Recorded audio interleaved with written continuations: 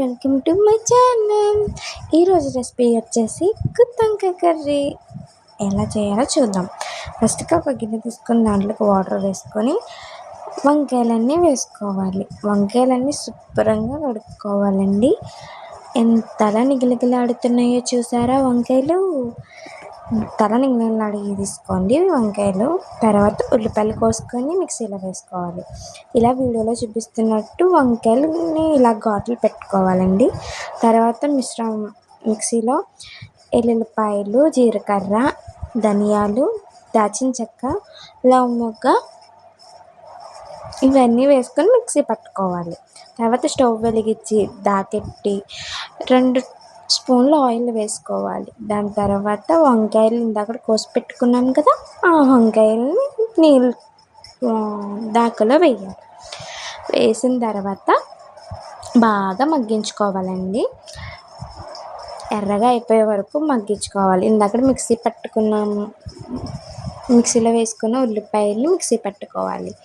ఇప్పుడు ఎర్రగా వేగినాయి కదా వంకాయల్ని, ఆ వంకాయలు శుభ్రంగా ఒక దాంట్లోకి తీసేసుకోవాలండి. బాగా మగ్గించి ఒక దాంట్లోకి తీసేసుకోవాలి. చూసారా, ఇలా ఎర్రగా అయ్యేటట్టు మగ్గించుకొని తీసుకోవాలండి. గుత్తొంకాయ ఇలా చేసి చూడండి, మీ ఇంట్లో చాలా బాగుందంటారు. బంతులు వేస్తారు కదా భోజనానికి, సేమ్ అలాగే ఉంటుంది గుత్తొంకాయ. ఇందాక మిక్సీ పట్టుకున్నాం కదా, ఆ మిశ్రమాన్ని దాంట్లో వేసి మగ్గించుకోవాలి. ఇలా అడుగంటకుండా 2 సార్లు అలా గరిటెతో తిప్పుతూ మగ్గించుకోవాలి. గుత్తొంకాయ చూసారా ఎంత బాగా మగ్గిందో నూనెలో, చాలా బాగా మగ్గిందండి. కొంచెం దూరంగా ఉండాలండి, ఎందుకంటే ఉల్లిపాయ ముద్ద మీద పడుతుంది, చెదిరే అవకాశం ఉంది.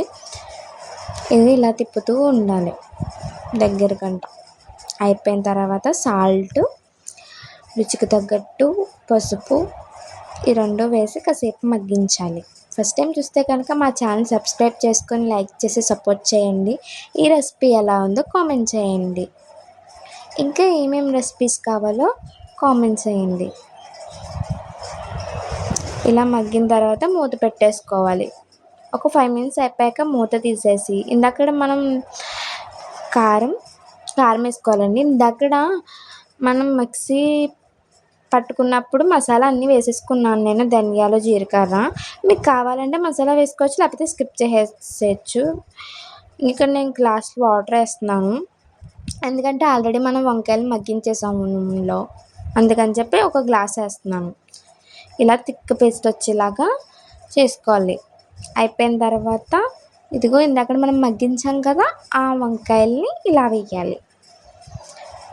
మీకు కావాలంటే మసాలా వేసుకోవచ్చు, నేను ఇక్కడ మసాలా వేయట్లేదండి. ఇలాగ వంకాయలన్నీ వేసేసుకోవాలి. వేసేసుకున్నాక కరివేపాకు ఉంటే కరివేపాకు, లేకపోతే కొత్తిమీర ఉంటే కొత్తిమీర, ఏ వెల్లుగా ఉంటే అది వేసుకోండి.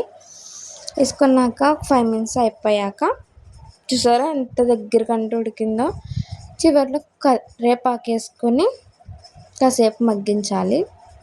ఇక్కడ నేను వీడియో కోసం గట్టి పెట్టి చూపిస్తున్నాను, కానీ మీరు గట్టి పెట్టకండి, గుత్తొంకాయ విడిపోతుంది. దాకా పెట్టుకుని తిప్పుకోండి. ఇలా ఎంత తిక్కగా ఎంత రుచికరంగా ఉందో, ఎంతలా బాగుందో చూసారా. అయిపోయిందండి. Thanks for watching.